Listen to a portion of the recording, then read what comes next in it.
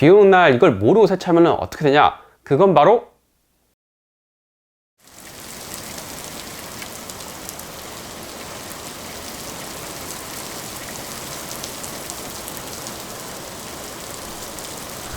안녕하세요, 피드입니다.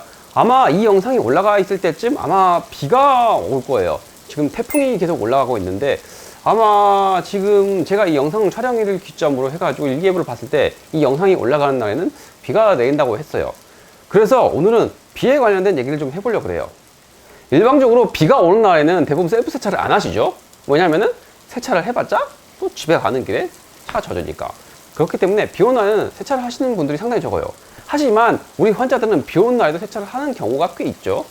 차량의 오염이 너무 심하다든가, 아니면 차량에 벌레가 너무 많이 튀어 있을 때, 혹은 내가 오늘 세차를 하면 당분간 세차하기 어려운 환경일 때는 비 오는 날에도 세차를 감행하시는 분들이 꽤 있어요.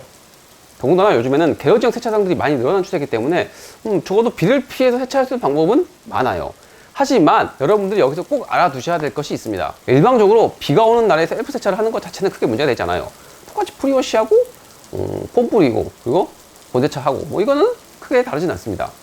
그런데 코팅 작업은 비 오는 날에 변수가 생겨요. 일단 세정은 화학적으로 오염물을 분해하거나 혹은 뭐 본세차 같은 경우에는 물리적인 역할을 이용해서 그래서 오염물을 제거를 합니다. 하지만 코팅 같은 경우에는 도장면에 오히려 착 붙어야 된단 말이에요. 자, 그런데 코팅제들은 대부분 유성 기반입니다. 물론 수성 기반인 제품들도 있어요. 하지만 좀 비율적으로 따지면 유성 기반의 제품들이 훨씬 더 많아요. 그런데 수성은 일단은 상관이 없어요. 근데 이 유성이 문제입니다. 자, 유성이 무엇이 문제냐? 유성, 말 그대로 기름이 들어간 케미컬이라는 거예요.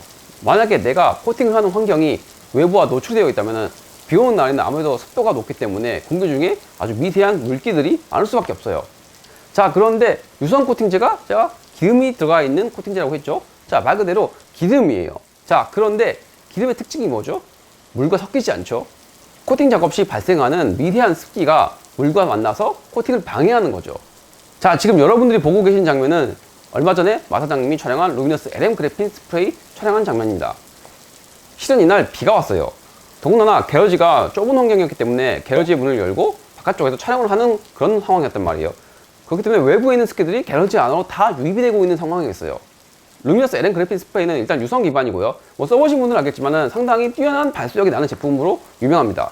자, 그런데 지금 보고 계시는 영상 보시면은 제대로 발수가 일어나고 있지 않죠.